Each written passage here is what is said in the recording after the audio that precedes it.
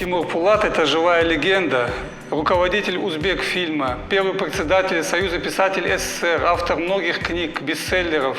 Это человек, который объединяет в себе талант писателя и талант общественного деятеля. И в синтезе это дает достаточно такой громкий голос, который выражает наши чаяния, которые невозможно не слышать. Он внес огромный вклад в литературу и кинематограф, но не этим он нам запомнился. Для нас он человек, который всегда умудрялся идти против течения. Свое первое интервью с Тимуром Пулатовым я записывала в 2010 году, когда он приезжал в Крым, и интересен был его взгляд на нас со стороны. И сегодня я опять хотела с ним пообщаться и понять, узнать его точку зрения на то, как мы изменились, возможно, что происходит с нами сегодня. И этот взгляд со стороны, он особенно ценен, потому что Тимур Ака, он со симпатией относится к нам, он действительно пытается понять наши боли, наши чаяния, радуется нашим успехам. Он глубоко изучает нашу историю, в том числе историю нашего непростого возвращения. Наши соотечественники, для него это не способ формирования своего имиджа как писателя, как борца против несправедливости. А это человек, который, наверное, ищет через помощь и сочувствие, выражение сочувствия нам, какой-то свой внутренний комфорт, который хочет жить в согласии с самим собой. Кому-то может показаться, что Тимур Пулат недостаточно серьезно относится к вопросам или репликам, троллит, как модно говорит, но на самом деле это не так. Он через эти свои приколы хочет нам всем, и, может быть, в том числе и себе, сказать, что мир не надо воспринимать так серьезно, как его некоторые стремятся преподнести. Нужно уметь не только быть серьезными, но иногда где-то подшучивать, иронизировать над собой. Поэтому приглашаю к просмотру, смотрите интервью, делайте выводы, пишите комментарии.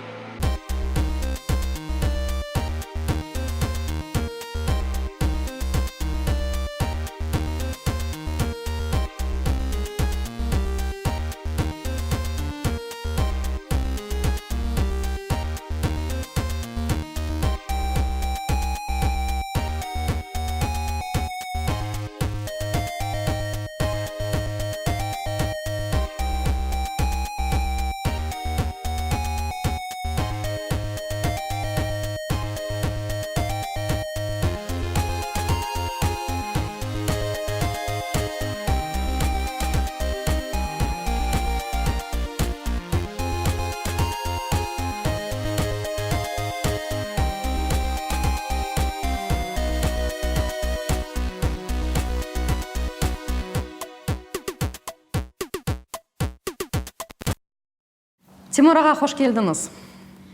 Рахмат, саламат білейін. Тимур аға, лет 10 назад мы с вами записывали интервью, и с тех пор, конечно, многое изменилось. Мир изменился, мы стали другими. Как вы считаете, вы изменились? Да нет, я не изменился, но чуть-чуть возраст у меня изменился. Лично я нет. Ведь я вас помню этого самого Али Хамзина. Передаем привет. Память великолепная до сих пор. Машаллах. Я даже Бекиру напоминаю. Знаешь, ты вот в прошлом году то сказал. Как? Да? Значит, но это значит, плохо, нам на зависть. Плохо, что ваш народ теряет историческую память, это называется. Вместе с языком. Вот об этом мы тоже поговорим. Вот единственный язык прекрасно знает Мухаммад Али. Болеет за язык.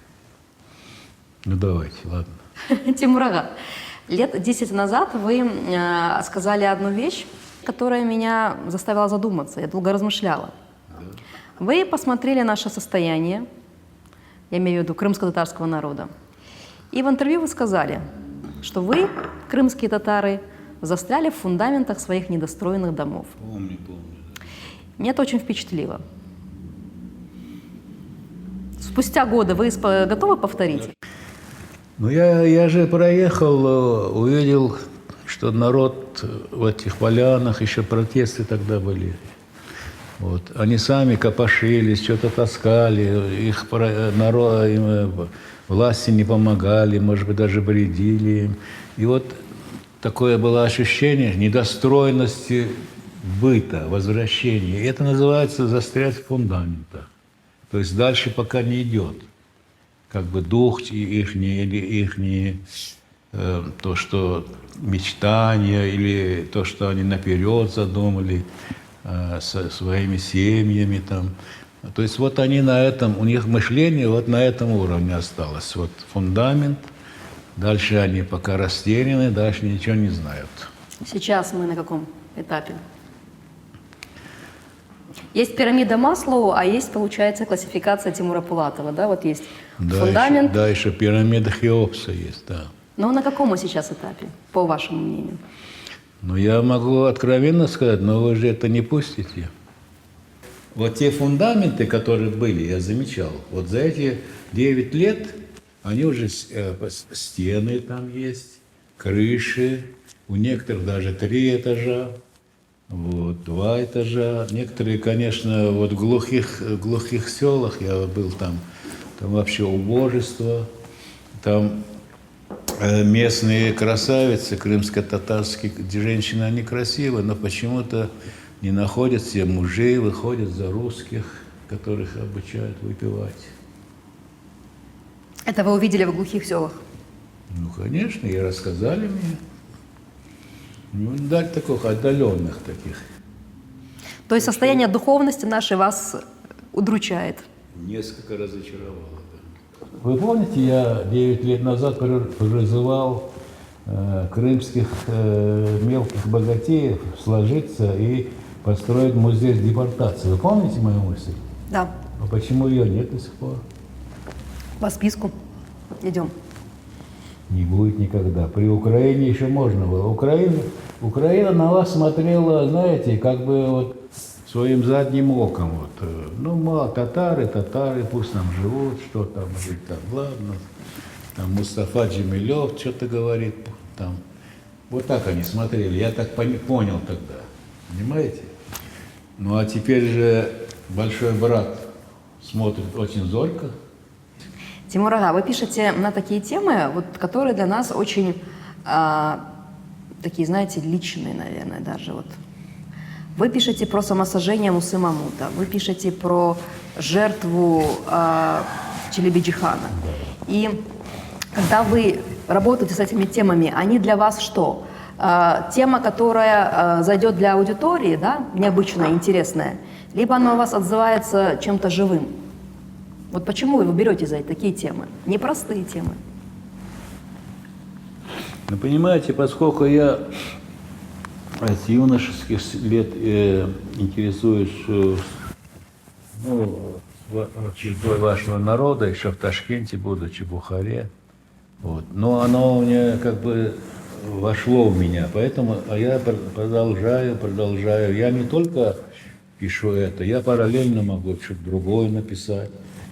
Например, я могу написать о преследовании уйгур, мусульман в Китае, которое сейчас происходит. Например, вот. Но параллельно, но эта тема, вот эта, она всегда вот где-то вот здесь сидит. Поэтому вот здесь, когда я описываю японских военнопленных и узбек, это ваша новая книга «Театр самурая». Да, и узбека-герои, там тоже крымский татарин есть. Кто вам помогает со сбором информации? Поскольку, например, участие крымских татар в японской войне, да, этот факт истории, он не настолько, знаете, написан в учебниках, чтобы вы могли это почерпнуть. То есть вы с кем-то в Крыму общаетесь с теми, кто знает историю своего народа? Нет. Кто вам помогает? История народа, именно вот, которые боролись с Квантунской армией? Нет, такого нету. Это же, я же представляю, вот я знаю, что Квантунской армии, Квантунской армии, например, с 74-й дивизии огромной, там были крымские татары, они там были, там даже были конники такие, конники там были. Вот, я это просто знал. А потом у меня это как-то, естественно, в художественном, метафорическом смысле отразилось. Так что я специально не искал там, знаете, там есть ли крымский татарин там. Я просто знал, что все там воюют. Узбеки, русские там, и крымские татары, естественно. И я специально это туда внес, крымского татарина, лейтенанта, у него ордена, потому это, как говорится, в пику тем, которые до сих пор утверждают, что крымские татары были предателем, они не воевали. А вот я показал человека. Если бы вас спросили какие-то несколько основных качеств, которые присущи всем крымским татарам, вот несколько таких качеств, какие вы бы назвали? Сложный вопрос. Разные крымские татары. Ну, во-первых, крымские татары вот из многочисленных тюркских народов, вот, они все-таки более стойкие, и потом они эмоционально, ну даже в бытовом смысле они думают отпор дать какой-то, что-то возмутиться, понимаешь? Вот, если там по-крымски разговаривают, а там русский говорит, ты что там, это свое балякаешь на своем языке там, вот. То есть у него реакция такая, поскольку депортация, она же меняет нравы, понимаете? Она ему внушила, что в каждом случае он должен за себя отстоять свое. Вот эта черта. Потом у вас очень красивые дети, которые потом вырастают. В некрасивых взрослых? Ну, в некоторых некрасивых взрослых. Вот это да, это, конечно, интересный комментарий. Ну вот он вырос в красавце, видите? Если вы сейчас вспомните Аль-Хамзина. Олег Хамзин ужасно. Я даже не представляю. Наверное, он был когда маленький, его можно было целовать даже, на руках носить. Я вот вырежу эти фрагменты из этого интервью, отправлю Олега. Честно, он будет рад невероятно, вы себе представляете. Я вот его имел в виду, когда я это о детях говорил. Я представляю его такой маленький, пухленький, у него ручки такие гладенькие, плачет иногда, вот как вы сейчас. Тимур Ага, вы сейчас пишете книгу, наверное, уже вот по Олегу Хамзину. Я всегда пишу книгу.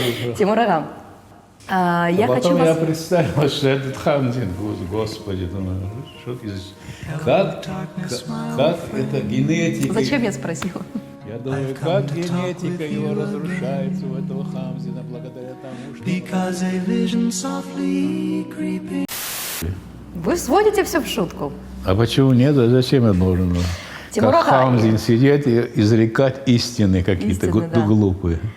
Вот знаете, Ну? я хочу сейчас вас спросить. Меня просто расстроили ваши слезы, поэтому я перешел хотите меня развеселить? на шутливый. Видите, мне там. уже гораздо лучше. Ну давай, дальше. Вы слышали про так называемую инициативу с переименованием Крыма в Тавриду? Это вот в этот ваш приезд случилось, буквально Ну, на днях. конечно, я и раньше слышал, не только в приезд, я и раньше. Ну, вот сейчас эта Где-то инициатива месяц прозвучала назад, громко, и да, уже где-то месяц назад был резонанс. я смотрю, там что-то такое шебушаться. Ну, что вам сказать, какой вопрос какой был? Ваше отношение вот к этому? Ну, как мое отношение? Я что, тут Путин, что ли?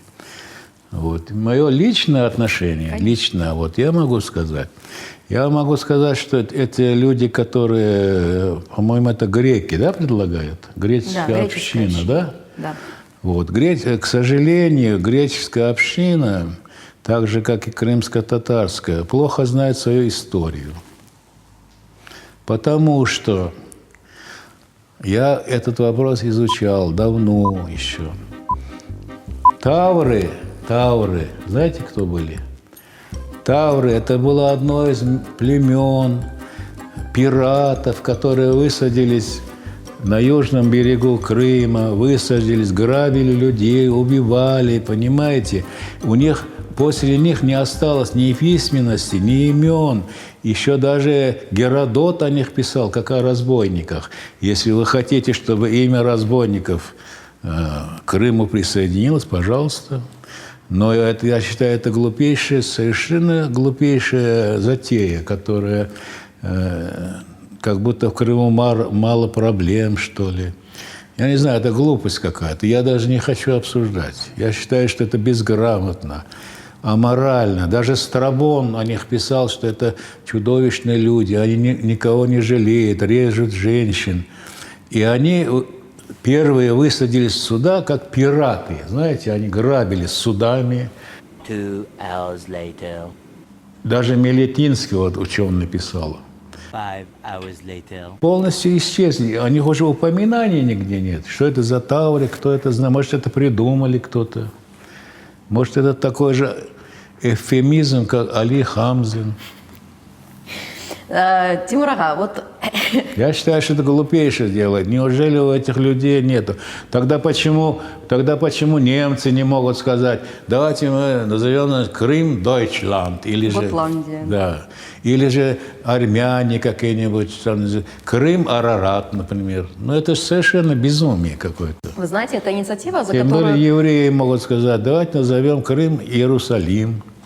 И вот эта так называемая инициатива, за которую, конечно, некоторые радостно вообще ухватились. Кто? От кого? Кто ухватился? Ваши?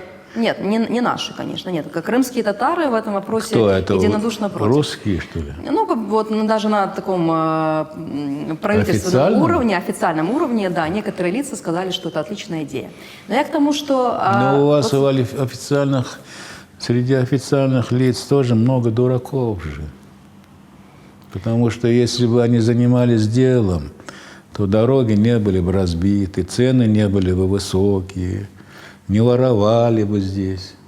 Ну вот смотрите, Вас это смущает, наверное? Идея о том, чтобы переименовать, она, вот, ну, на мой взгляд, цинична вот в нашей ситуации, поскольку до сих пор в Крыму не возвращена историческая топонимия. Ну, естественно. И да, поскольку это было как бы следствием, да, следующим шагом после депортации крымских татар, которая уже признана сегодня преступлением, но почему-то в вопросе топонимии никак вот официальная власть не может найти, да, подхода и в конце концов каким-то решением, а сегодня это вообще очень просто делается, вернуть историческую топонимику. Топонимика, она как бы имеет частный характер. Топонимика – это название деревень, местности, гор там, но они же хотят как бы глобально, вот Крым, как Таврия, да? Таврида. Таврида, да. Вот, но вы правильно говорите, вот я сегодня ездил, я вообще весь Крым объездили, в прошлый раз 5 часов с ним ехали. Вот. Ну, у вас какая-то комиссия была, я помню, по топонимии. Вот, хотели название, исторические названия, красивые, кстати, красивейшие названия, тюркские, даже греческие есть. Немецкие. Немецкие, да. Вот я в этих книгах только и эти названия писал, ни одного русского названия нет. Вот. Вот комиссия заглохла, потому что им все кажется, если крымско-татарское мы что-то вернем, крымским татарам уступим, они, значит, еще больше от нас потребуют. И поэтому я считаю, что это они просто что какую-то комиссию организовывают, выпивают кофе, вино, там потом расходятся, и потом начинают считать, это будет дорого. Я считаю, что сейчас необходимо хотя бы на 2 языках. Пусть будет там русский, там лучистый какой-нибудь, и крымско-татарское название. Да, обязательно это надо вернуть, потому что это просто позор. Это тут живет, понимаете, коренной народ. И как этот коренной народ будет без своих названий жить? Это же просто странно. Это просто... Ну, смотрите, сегодня в Крыму 4-5 сел с названием Ивановка. Ну, 4-5 сел с названием Петровка. Есть даже такое вообще просто карикатурная Лоховка у нас. Но Иван же себя любит. Иван же такой человек. Он очень себя любит. Тимур Ага, можно я еще несколько серьезных вопросов вам задам? Вот, А что, несерьезно говорю, что ли? Почему я должен плакать, об этом говорить? Я говорю открыто. Тимур Ага, вот для большое оно все-таки на расстоянии видится, да, и поэтому мне очень интересно ваше мнение по таким глобальным нашим вопросам. Как вы считаете, что вот какой у нас сейчас сегодня исторический отрезок? Кто-то говорит время собирать камни, кто-то говорит кризис – это еще и возможности. Вот как вы нас видите сегодня? А некоторые предлагают выходить на пляжи и собирать камни, что ли? Не на пляже. Есть такое, знаете, время разбрасывать камни, время Нет, собирать камни. это библейская, это глупость. Это какие камни вы будете собирать? Чего вы разбрасывать будете? Кого бить? Надо же с камнями кого-то бить. Камень же оружие пролетариата, еще Ленин говорил. Вот. Второе, что вы говорили? Какой? Кризис, в котором вот мы сегодня находимся, да, которого вы тоже обратили внимание, это еще и возможности Нет. для роста. К сожалению, если это глубокий кризис, в котором вы оказались, то выходить из него будет очень сложно, честно говоря. Вы же в глубоком кризисе. Это у вас не кризис, это у вас депрессия. Депрессия. Как лечить? Рецепт от доктора Пулатова. Ну, есть разные методы. Есть народные средства лечения травами, а есть этими химией, понимаете? Вот. Я считаю, нет, вот я вам, значит, честно вот еще раз повторю. Вот такие мероприятия, которые я специально приехал, потому что я билет должен был в Ташкент лететь, я специально приехал, книжная ярмарка. Вот. Вот он внес свой вклад, значит. Вот это такие маленькие, знаете, это маленькие такие вот штришки, ну, как бы возрождение, вот пришли люди. Ведь важно же людям не в мозги не пропаганду там засовывать, там, что Зеленский там такой же, этот такой. Понимаете, а люди пришли, я увидел, они радуются, дети красивые, и это самые, значит, книги, они интересуются, покупают. Вот это как бы первая ласточка была, понимаете? Вот если вы будете это продолжать, не только книжную ярмарку, еще надо что-нибудь придумать. Честно говоря, в этом я увидел как бы такой маленький стришок, который даст возможность депрессию перевести в меланхолию, а потом из меланхолии выйти, но оставаться невротиком. Вы все-таки классик советской литературы, Да да? ладно, уже началось. Сейчас я вам немножко полью бальзама, ну Не дайте, надо. дайте мне эту возможность. А то я вот так распухну, как Хамзин. Вот так буду сидеть, понимаете. Зачем? Тимур Ага, все-таки, ну, Не надо таких фраз. вы передо мной человек, который состоялся, как в литературе. Состоялся, да, уже старый человек. И вы вот помните те времена, Не когда надо ваши мне. книги издавались там многотысячными, там, на миллионами, может быть, Ну, тиражами. конечно, господи. А такой- сегодня вот вы посетовали на ярмарке, что вот этот сборник Крым Даже не тиражом 500 покупают. экземпляров, да, он не расходится. Вот как вы думаете, в чем причина? То есть вы застали супер читающее поколение, и сегодня вы свидетель того, что поколение растет, которое не читает книги. Ну, я понимаю, что денег нет у людей, наверное. Только ли в книгах? Вы же говорите, трехэтажные дома-то построили. Ну, Стоимость или вы проблема? знаете, трехэтажные дома для людей, которые жили в депортации, мучились, и приехали там, их хлопковое поле бросили. Это уже, это как бы их, понимаете, отдушина, мечта, это душевное, так сказать, возрождение для них. Это, вот это символ уже, символ того, что они вернулись на свою землю, детей там, спальня у них есть. А это, знаете, это что? Это там Пулатов какой-то написал что-то. А кто ваш читатель сегодня? Наверное, даже не вы, наверное, тоже не читали. Вот я-то как раз читаю. Вот, например, Сейран, вот мой читатель. То есть это люди какого возраста, например? Среднего, предпенсионного. Вы на книжной ярмарке имели возможность познакомиться с крымско-татарским книгоиздательством. И вот на каком оно уровне сегодня, по вашему мнению?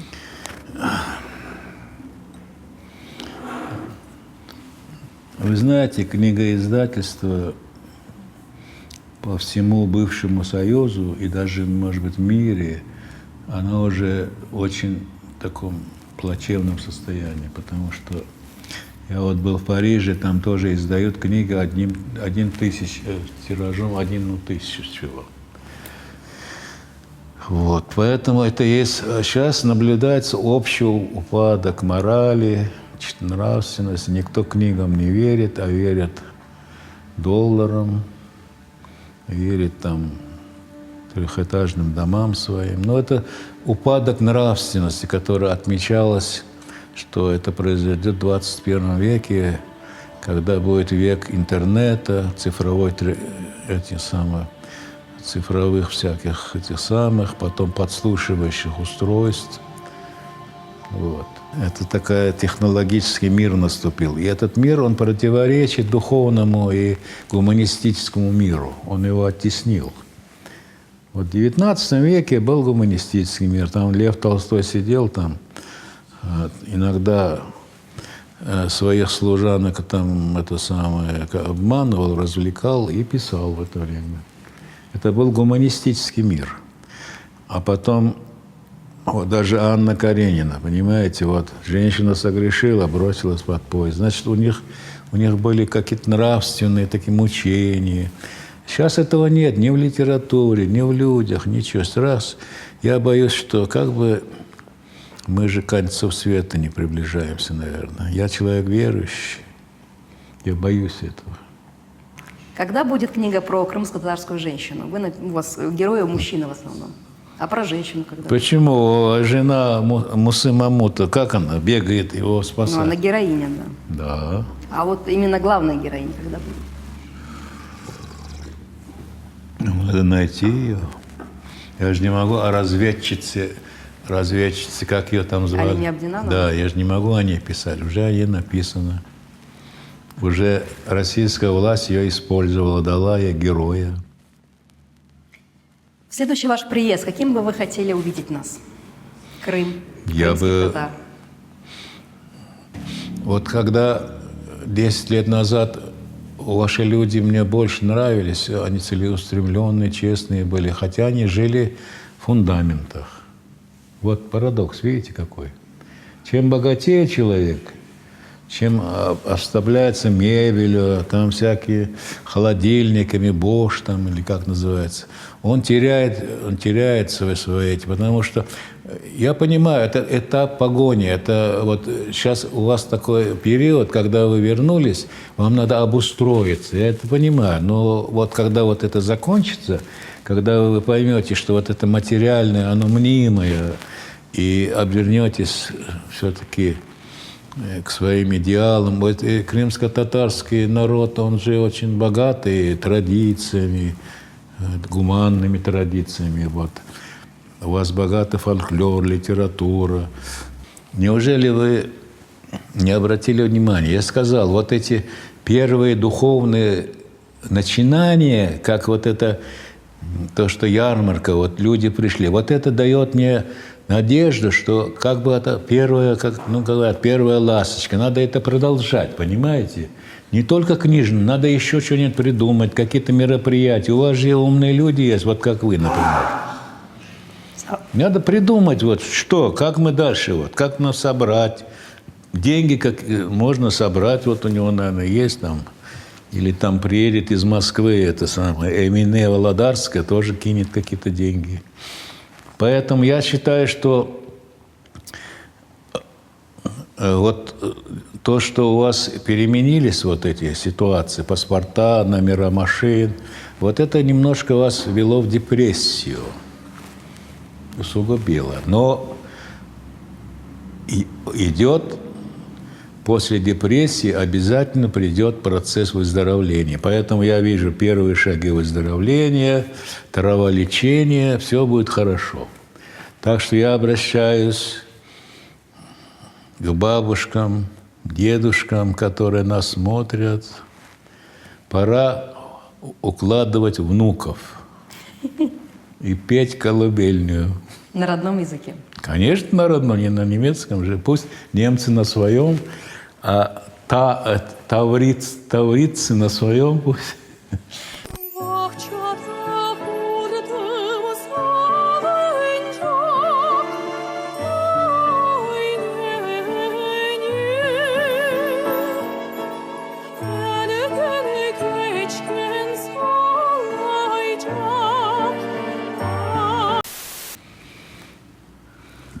Сейчас вы застряли в полуоткрытых клетках. Вы не можете развернуться, не можете плечами повернуть богатырскими. Вот так как-то застряли, вам дает только вверх открывает, как вот в машине. И такой воздух пока идет. Ну, более, как бы вам сказать, духовно стесненном положении оказались. Тогда материальным было, но сейчас я вижу, многие построили, там некоторые даже 3 этажа. Счастливы там. Вот сегодня мы какой-то недоваренный плов ели. Молодец. Он, видишь, он все понимает. Он все понимает. Он великолепно все понимает.